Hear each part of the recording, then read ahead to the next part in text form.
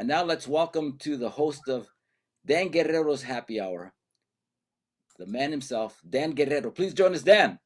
I came in too soon because I'm always a little late, so I try something new, but what the hell, it all works out, right?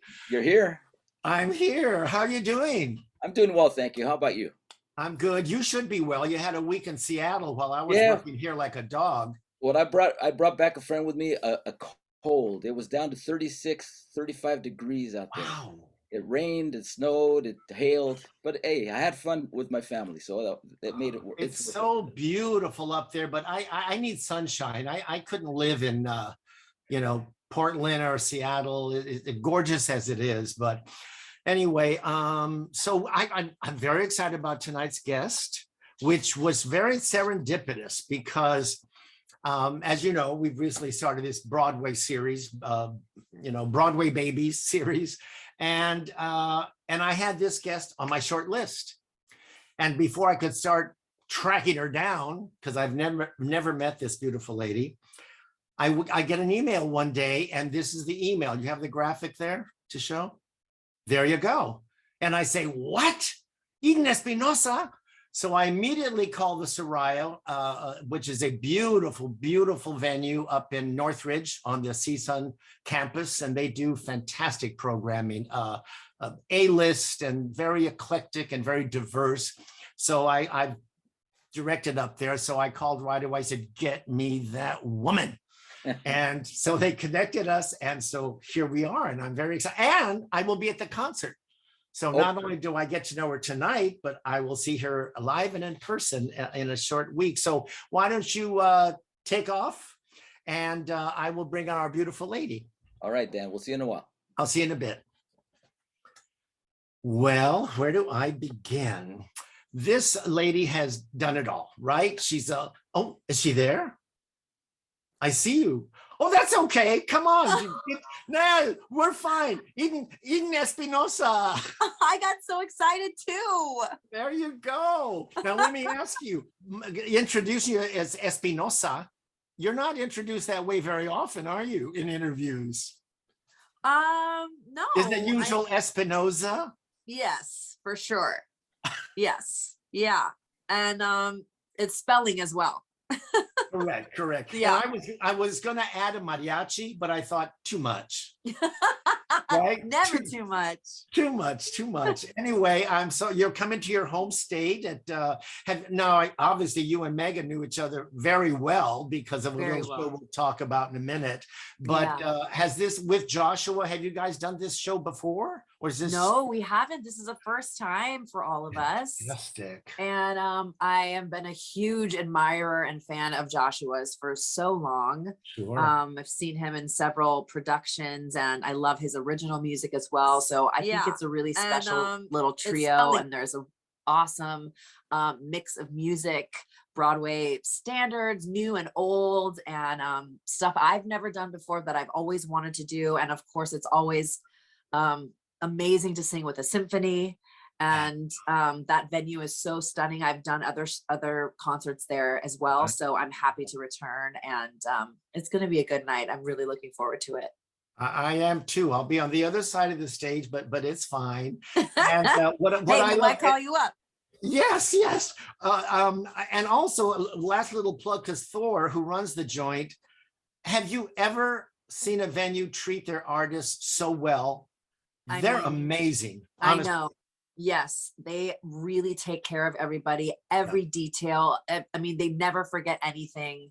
So that's why I'm back again. Yeah. Of course. I mean, I keep coming every time they ask, I will be there because it's such a pleasure. Yeah, it's really true.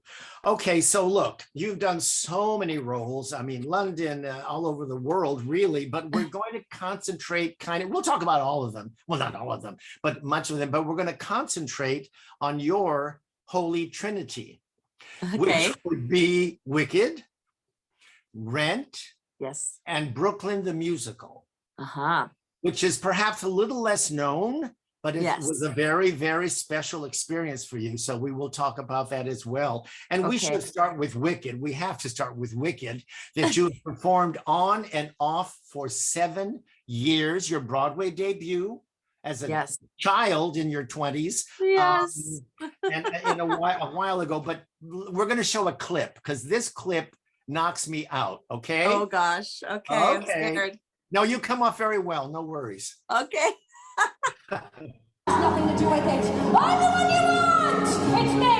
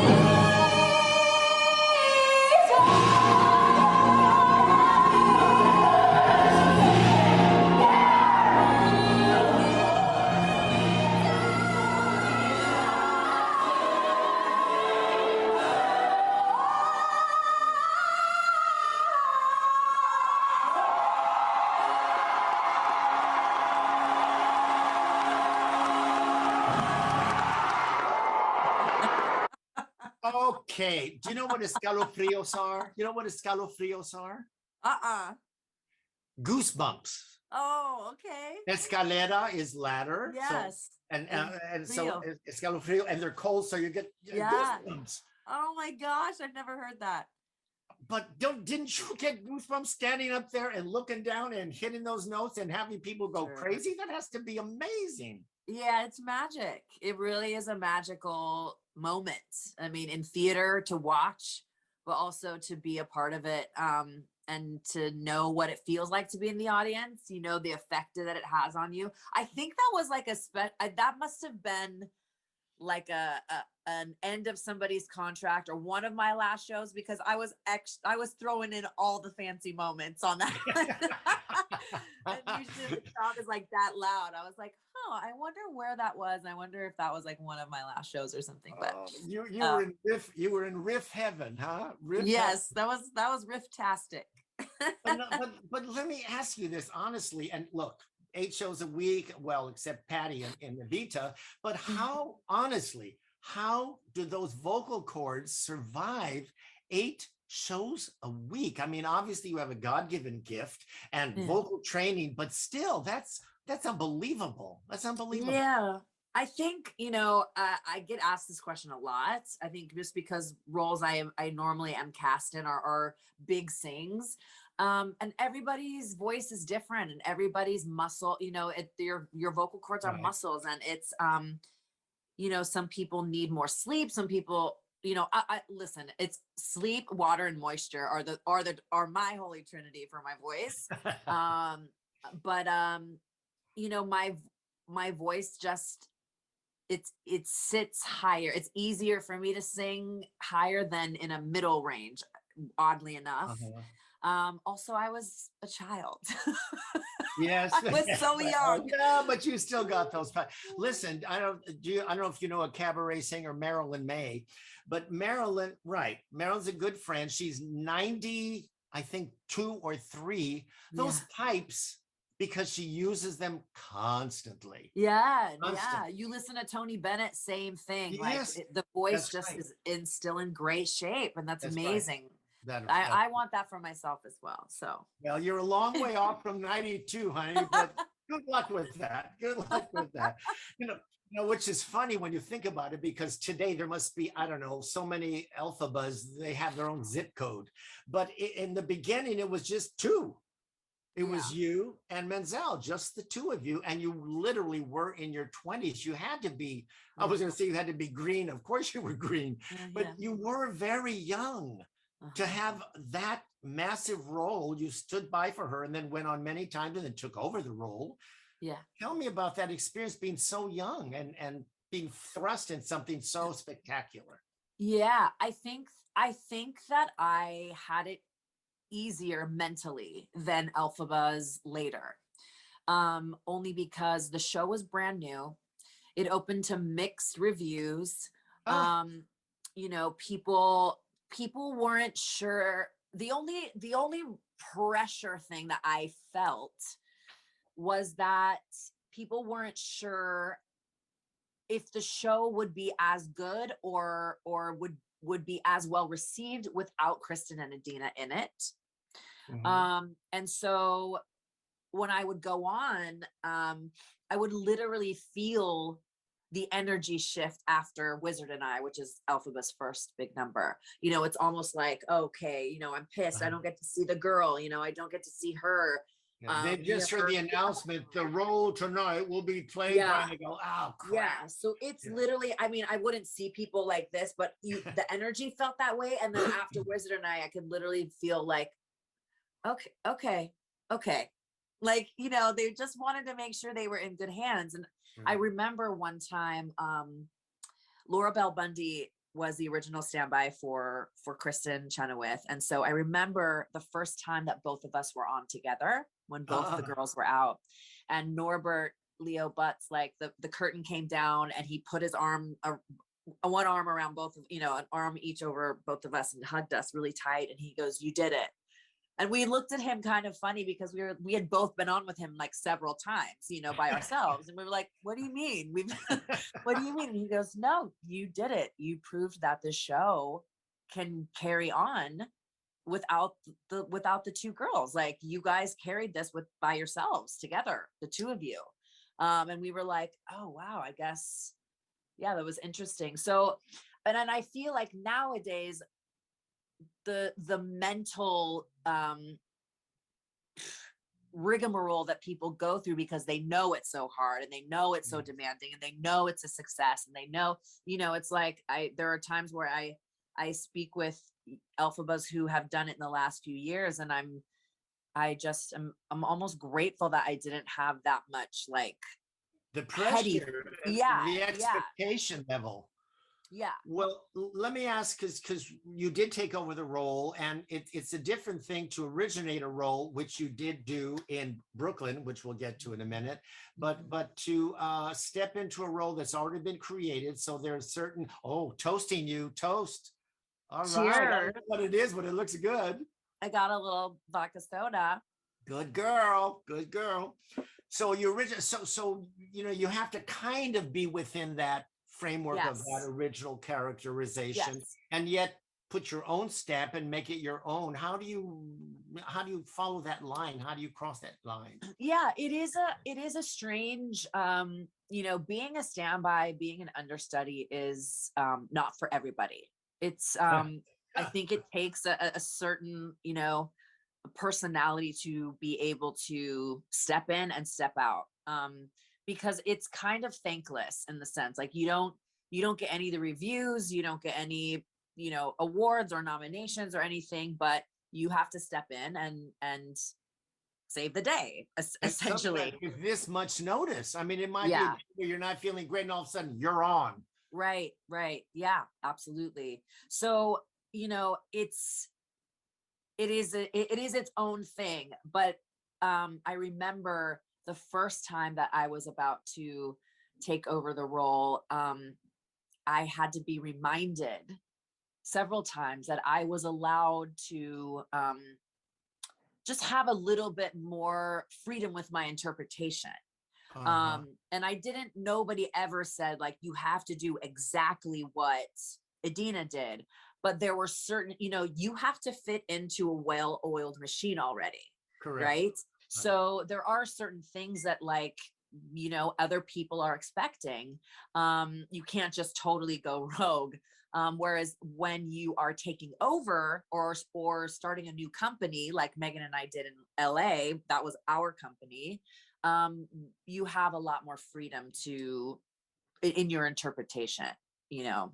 And it's also like when you originate a role, it's like having a custom made suit just for you, a couture gown made for every inch of your body, that it's like custom fit for you, all the keys, all the costumes, all the, you have input in the scene just doesn't feel right. Can we talk about it with the writer? Can we, so there's just your DNA is all over that when you originate something, for sure.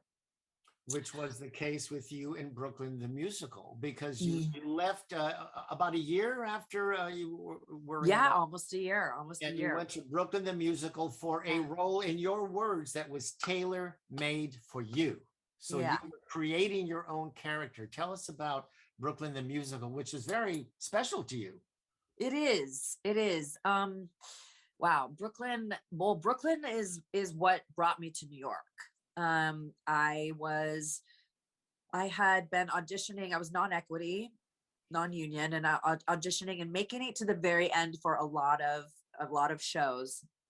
And this casting director at the time, Dave Clemens, he had called me back for a bunch of things, and I made it to the very end. And he called me one day, and I was working at Universal Studios, and he said, there's a new musical called Brooklyn. They're doing a workshop. And I didn't even know what a workshop was.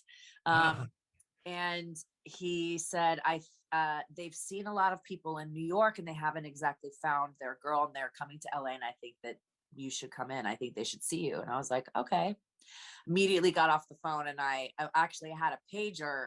And I remember pagers. Yeah, I had a pager, and then I had to use the in-house phone. I didn't even have a cell phone. And that's how long ago this was.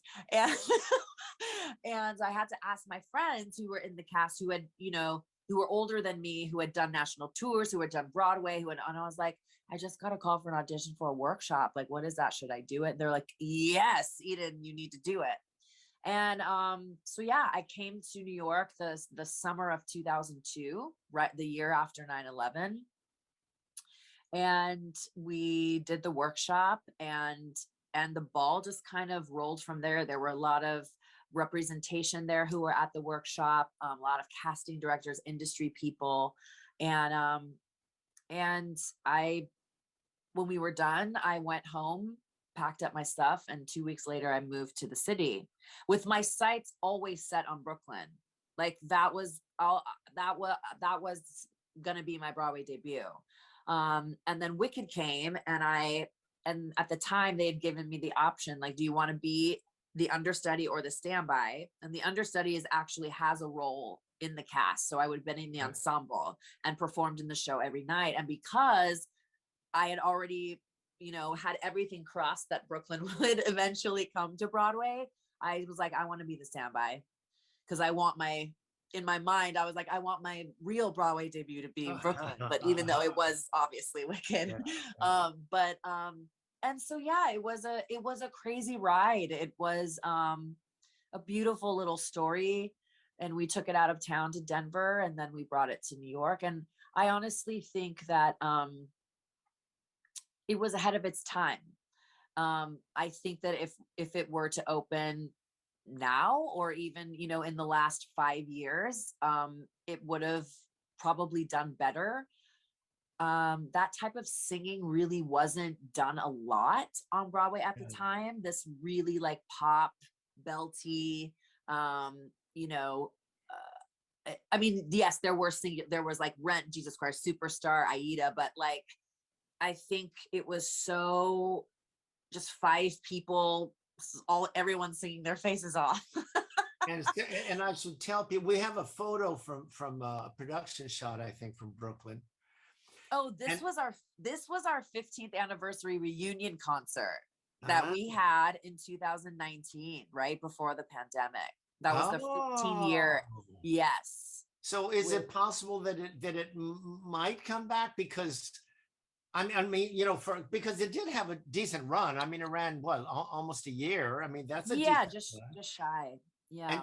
And the cast. Oh my! And you had John McDee as your musical director. You had Jeff Calhoun, who has a wonderful career going, and absolutely. And the cast. Go to YouTube, whoever's watching this, because there are some unbelievable clips. There's a lot of clips out there. Yeah, and it's funny because it got a little resurgence a few years ago, like with, I'd meet younger people that had maybe seen it when they were really small, like 5, 7. And then they were like, or they heard about it when they were in high school or college. And it was like, that changed the way that I sing. I sing the way I do because I listened to the Brooklyn Cast album. We were also one of the first casts to record our cast album live. It was a live recording that we did. That's cool. Yeah. But for the artists as well, because you have a whole other feel when you're with an audience and not just with mics in the studio. Absolutely. Yeah. So there were a lot of beautiful things about that show. It was a little, I think that I learned so much having done that off of Wicked, having something be, a multi-million-dollar budget and just the scale of everything that Wicked was to a 5-person show where we were street performers wearing trash costumes and not so well received, even though we did run for about like 9 months, 9-10 months. That's a lot longer than a lot of musicals. That's a lot longer than a lot of musicals. So we had so many people believe in it that just kept us going. We had a small little core audience, a cult favorite. That's right. Then you eventually return to Wicked because you just want that broom. So you return to Wicked and you come to the Pantages, which is where I saw you. Oh my gosh. I had never seen Wicked. I had never seen it. And I'm embarrassed to say, because I was like, well, you probably should go with kids. There's been kid. How wrong was I? So I take my niece Maya, who at that time was, she was little. Well, the two of us were standing up on the seats screaming. It was, what a fantastic show it is. And I remember you vividly. I mean, of course, how could I miss you? But I saw you there. I started, as your parents started with you, I started Maya at 3 with Lion King. And by the time she was 10, we were at the Amundsen with Sweeney Todd. Oh my gosh. She moved very quickly, So we're going to talk about your parents later about that. But now the first Broadway, before I do that, I do want to ask, because you did go back and forth with that role over so many years. So how did your approach to that character change? Because obviously you grew as an artist and as a woman. You grow and you change. And how did that change the approach to the role? It changed significantly. I feel that at the beginning, especially, I really resonated more with Act 1 Elphaba. And as I aged and matured and had more life experience, I feel like my performance got more rounded out because I could identify more with the older version. And having, I actually was also bullied a lot in grade school and junior high. So there was a lot about that Act 1 that I really resonated with. So as I grew and mature and aged and had more life experience, and had used that hurt to fuel my art, the other side of my performance really got more rounded out with the Act 2. But I was fortunate enough that the creative team, our director Joe Mantello, was so giving and gracious in wanting to make it new every time, so really pushing me in the best way to reinvest.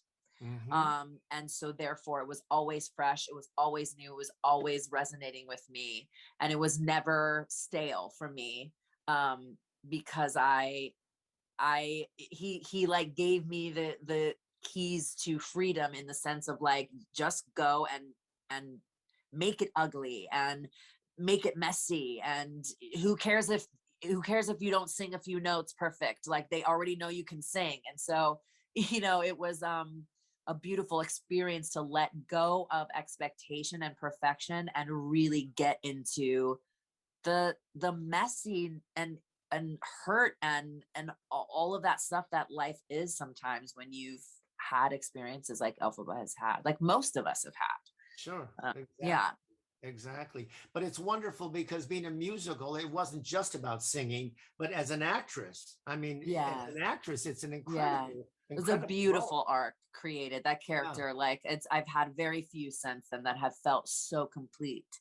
Like from beginning to end, just like a beautiful arc. And it also depended on who I was sharing the stage with, you know, the energy and the chemistry. And so every time I had a different Glinda, every time I had a different Fiero, Wizard, Madam, all the entire cast, it's a different, you know, different alchemy, different frequency all the time. And that's a beautiful thing as well. So it's not really like you're doing the same role for 7 years, because it remains fresh for you as those different elements come into play. And that's the type of, that's the type of actor that I am. And some people are different. Some people like to have it, you know, it's more comforting to have it the same. And this is my show and this is what I do. And I respect that as well. It's easier for me to not stay present if I keep it the same, if that makes sense. Sure. Yeah. The first Broadway show you ever saw was Rent. And I read somewhere in doing my massive research that I probably know more about you than you do, by the way, but who knows? That's the first time you kind of heard voices that you were like, wait a minute, I could do this kind of singing. I have, you know, because was it the sound? What was it about the vocals that you heard that connected you with your voice? I think for me, it was the pop sensibility or the rock sensibility that I truly, because I knew Jesus Christ Superstar, but I didn't grow up listening to that. You know, like I listened more to like Les Mis, Chess, Phantom, which I loved them all, Evita, but it had a very particular sound. And you know, when you're growing up, like with dreams of being in musical theater, you emulate things, you know, and that was the first time I heard Rent was the first time that I was like, oh, I don't have to put my voice in a legit placement. I don't have to, you know, I can just sing. And you had voices like Daphne Rubin Vega and Adam Pascal, Idina Menzel, like these very distinct, unique voices that didn't sound like anything else I had heard on a cast album. And so that was exciting to me. And the fact that it at the time was very current and it felt young and it felt alive, you know. And you eventually auditioned for Rent many times before you finally one day got the call. So that was a long time to finally get your dream there with that particular show. Yeah, I auditioned 11 times. Wow. Over how long a period? I'd say maybe 2 or 3 years. It was like every time that they would come to LA to do their, you know, which our union requires them to do auditions maybe 1 or 2 times a year. So they would come and they would ask me to come in. And I didn't go to school for musical theater. I hadn't been studying it from a young age like people do today. Right. And so I was just like going for it. And so I never made it past a certain point. And the only feedback I would get was like, don't do it like the cast album. And at the time I didn't have enough tools to really use that and make my performance different, because to me, I'm like, well, I'm doing it exactly like her and she has the job. So what's that about? That about? Yeah. But when you finally do get the gig, the cool thing is that you are in the final cast. And when they filmed it. Yeah. So, that worked out okay. Yeah, you know, I auditioned for the movie as well. And that was the last time that I was like, all right, maybe you're not meant to be a part of this show ever, because I felt it in my gut, like from get-go. I was like, I am going to be in this show. I just like knew it. And, you know, that was the moment where I was like, maybe you were wrong. Maybe it wasn't, you know, it's not meant for you. And then, you know, when was it? 2007? When did we, no, 2007 or early 2000, late 2007, early 2008. I don't remember. They were like, do you want to be a part of this, of the closing cast? And I was like, They had to ask. They had to ask. What? Yeah. And we didn't And know then it was. they filmed a live performance. They filmed a live Correct. performance. Yeah, they did. They filmed the last show, and we didn't know it was going to be filmed at the time. Like we didn't know that until, you know, a month or two of me being into my contract, which my contract was only 3 or 4 months. So it was a short contract, but that was the summer of a lifetime. Never going to forget it. It was just dreams.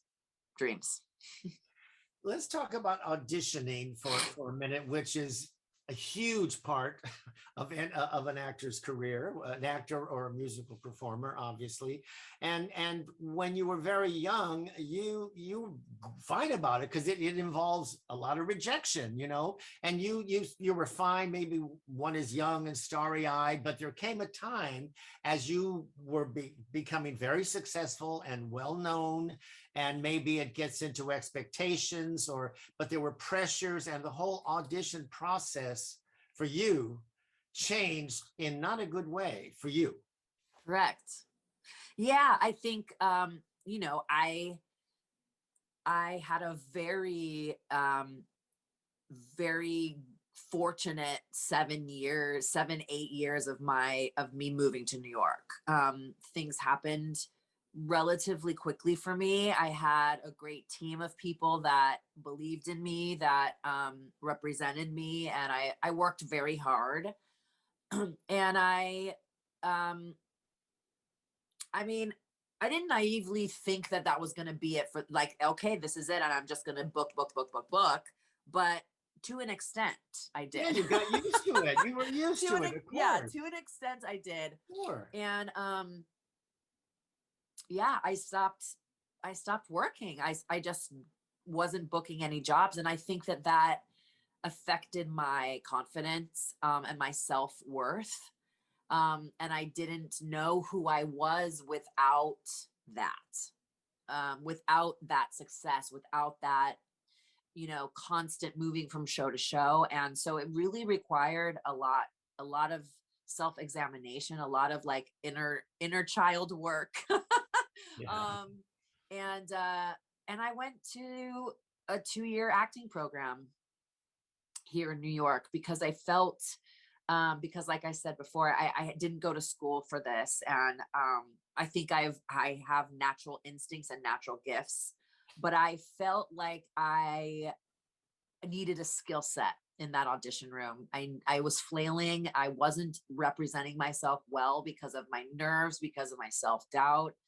And I needed a skill set that was going to ground me. So I kind of took some time, left my agency. I stopped auditioning, and I went to the William Esper studio for 2 years here in New York. And at the end of that is I got a new agent, and then I booked a show at the Old Globe, a world premiere of a Michael John LaChiusa musical.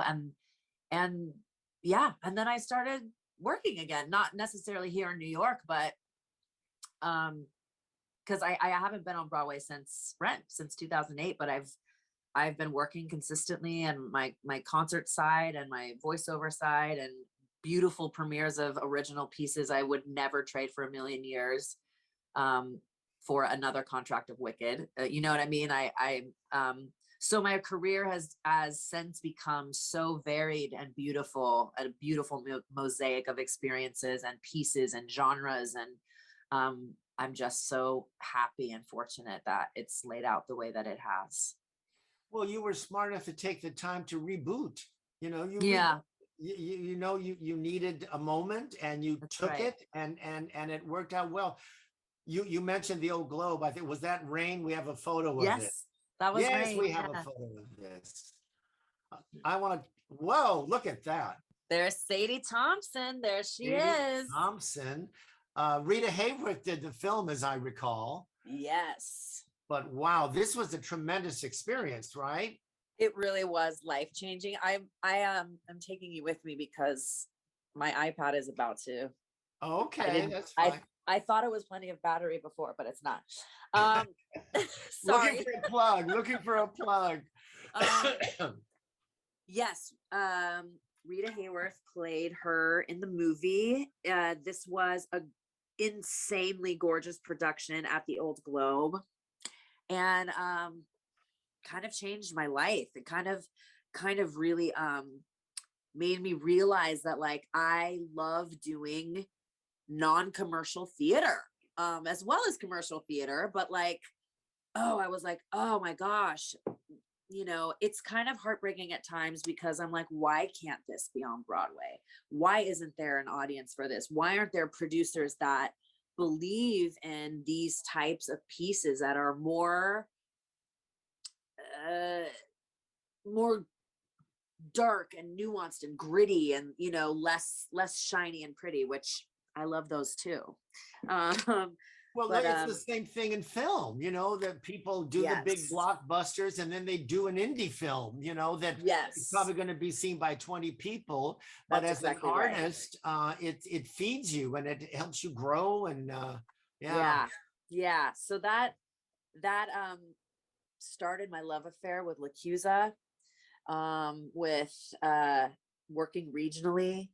And so, that was a beautiful time.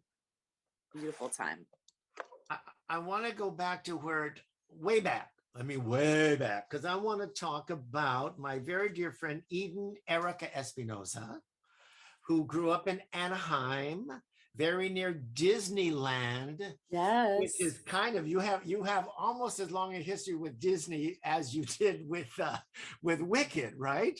Right. Because as a little girl, your mom and dad, oh, look at that little teenage girl. You look like you're about what, 13, 14? I have no idea. You've never seen that photo, but right? I'm much younger, that's for sure. But so I might have been around 6. My mom didn't let me wear makeup until I was like older, and I have like makeup on there. So your parents, I believe, started taking you to musicals very young. Like I took my niece. Is that so? And how so? Where did they get their love for musicals? Tell me about your parents. I mean, my parents are both musically inclined. My dad was the worship leader at the church I grew up in, and my mom will tell you she doesn't sing, but she definitely does.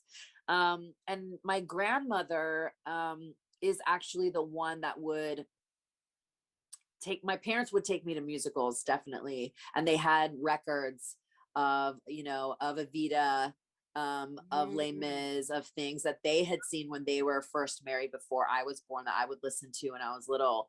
But it was really with my grandmother that I would watch the epic movie musicals, like Fiddler on the Roof and Sound of Music and Singing in the Rain, all the old like Judy Garland musicals. And my grandmother also, took me to the ballet and to the symphony and to the opera when I was too young to appreciate it, which I'm glad that she did. Yes. So I was always exposed to the arts in many, many aspects. And you actually discovered your gift, your voice very early. I mean, you were singing by the time you were 3 and you were performing at age 5, and what, children's theater? Where were you doing all this? Yeah, just like children's groups and like, the little plays and musicals at church and stuff like that. And then when I was, I'd say around 10, I would do these children's videos like and albums and stuff when I was younger. So yeah, it was just always something, we had a very musical household, but my parents never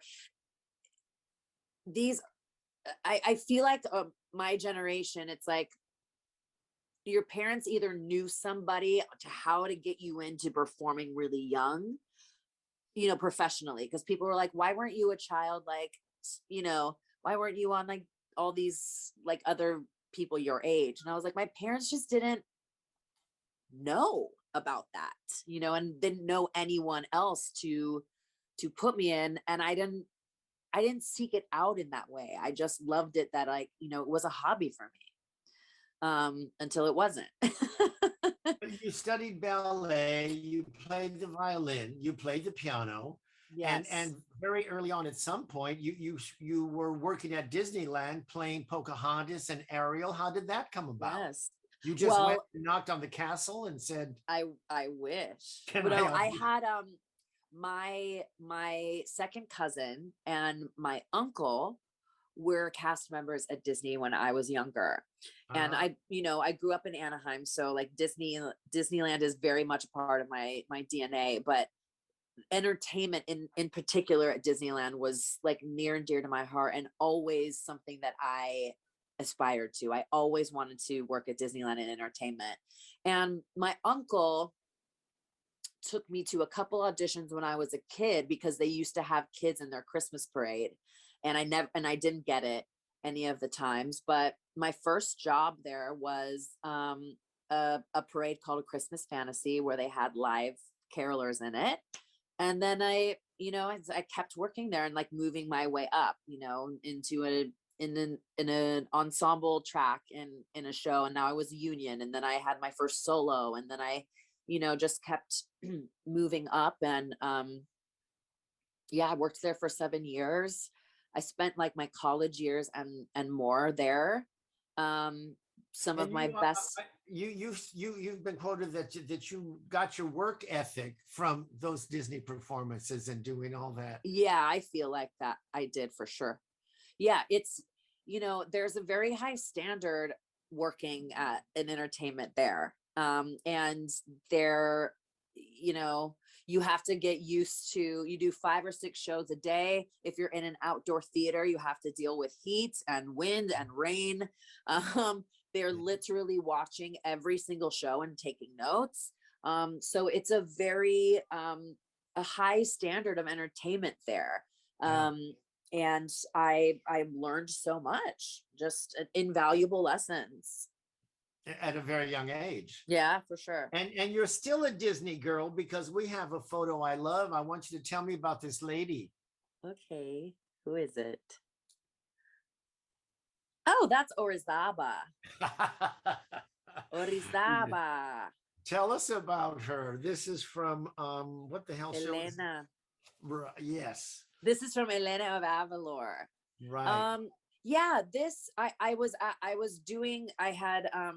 had auditioned for a different show on Disney Channel, and then I ended up getting, called Rapunzel's Tangled Adventure. Right.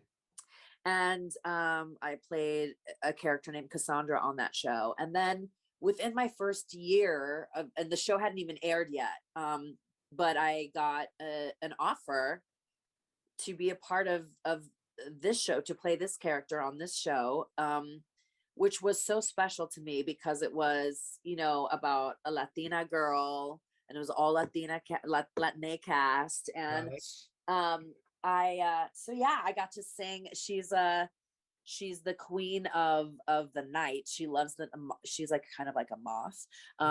And she wants to turn it nighttime all the time. And she's super fun and sassy, and had an amazing number song that I got to sing. And then I did like 2 more episodes as her later on, which was super fun.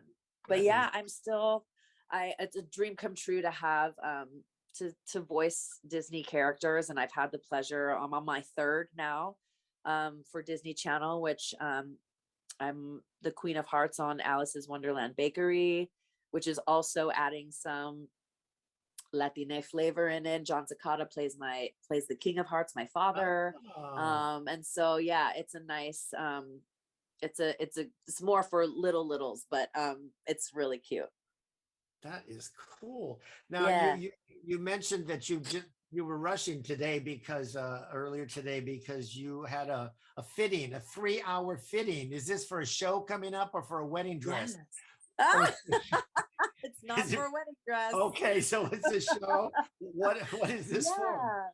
Yeah, I you know, as everybody knows, so many things were put on hold because of the pandemic, and especially the entertainment industry. And there is a musical that I've been working on in development for years now.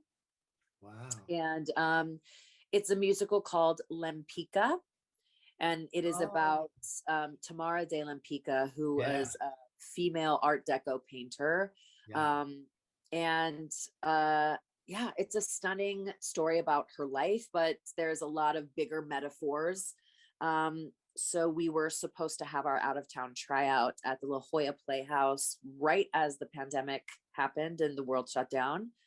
And so we are wheels in motion coming back to La Jolla. Our first performance is June 14th through July 24th, I believe. So it's a beautiful musical directed by Rachel Chavkin, who won the Tony for Hadestown. It's epic. It's gorgeous. The music is stunning, and it's probably the biggest undertaking of anything I've ever done in my life. So that's fantastic. Well, she's a fascinating woman. I love her work. Yeah. Oh, I'm so glad. There was a great show about her many years ago out here. Yes, I've heard about it. The interactive where you walk through the house. Well, I cast it back in another life. And so every character was, and the audience went room to room. It was fabulous. I'm so sad that they don't. I mean, because I've heard about this since I've been involved with the production, and there's just so many times that I'm like, oh God, I wish they still had that, because it just sounds amazing. It was great, but it was hard to cast, man. Now this character has to be able to get up on point, play piano, and speak a foreign language. I'm like, it was a bitch to cast. I gotta tell you, every character was just, you have there was a quote. Oh, by the way, you should visit her website because your albums are on there. You teach, and you have such a beautiful philosophy about teaching, which I also live by, that if you get to a certain place, you have a responsibility to reach out and share what you've learned. I believe, and it becomes a two-way street, because I think we learn from those young people as well. That's right. Absolutely. I learn just as much, if not more, from my students than they get from me. But yeah, I teaching runs in my family. So I come from a family of educators as well. So it's a passion of mine. I enjoy it very much. I taught at NYU for 3 years, and then I do a lot of master classes as well, but it wasn't until the pandemic when I started teaching virtually one-on-one with students, which I live for. I just love it. I've had students this entire 2 years, and we still do. And I may start doing in person. I don't know, but you can reach such a wider net when you're doing it, online. They can come in from wherever we are today. Yeah. I know you have a tight schedule, so we're going to wrap. I could talk for 20 more hours, but you know what? When I come to the Soraya on the 30th, is it? Yes. Yeah. Then we'll go to a corner and have a drink. Great. I have more questions, but I want to leave with a beautiful quote that I love. You describe yourself as, well, the quote is, "I'm someone who is pursuing her dream every day." I love that quote. I don't remember when I said that, but I love it too. Well, maybe it wasn't you. Wait a minute. Let me check my notes. Maybe it was you. It was you. No, I'm trying to. What I love about, you know what? I think it's on your website. I think I got it off your website. I love that. What I love about hearing that today is that it's still true, but it's broad in so much, like that. My dream of, being a good human being, my dream of being a good partner, my dream of being happy and walking through this world with love. And it's like, wow, and absolutely. Beyond the career, you know what I mean? So yes, I love that. You know what? I'm 81, and I live by that as well. I totally live by that as well. I'm still. You are not 81. I am. You better work. 81. Yeah, and I'm proud to say it because I look fairly good. If I look like crap, I wouldn't admit it. But That's Brown. no, but it's true. It's very important to keep that. It keeps you going. It keeps you relevant and gives you energy. And no, you have it all going for you. You are the most delicious creature. I'm so thrilled that we had this time. I can't wait to see you next weekend. I will see you next weekend. Thank you so much. Check out her website and you'll hear her music. She writes music. She's the real deal. Thank you for having me. Abelardo, do you want to say something to our friend here? Yeah, well, it was a pleasure having you on En Casa con la Plaza, especially. Thank you. Dan Guerrero's Happy Hour and the soraya.org. I'm going to show you the website right now. I think tickets are still available. Here goes. Yeah. Yeah. So it's the soraya.org. Yep. And it's Saturday, April 30th at 7 p.m. Yeah. Amazing. Thank you both so much. Mucho gusto. I'll see you there, mija. Okay. Bye-bye. I'm expecting escalofrios. I'm expecting escalofrios. Okay. Thank you. Bye-bye. Good night, everybody. Bye-bye.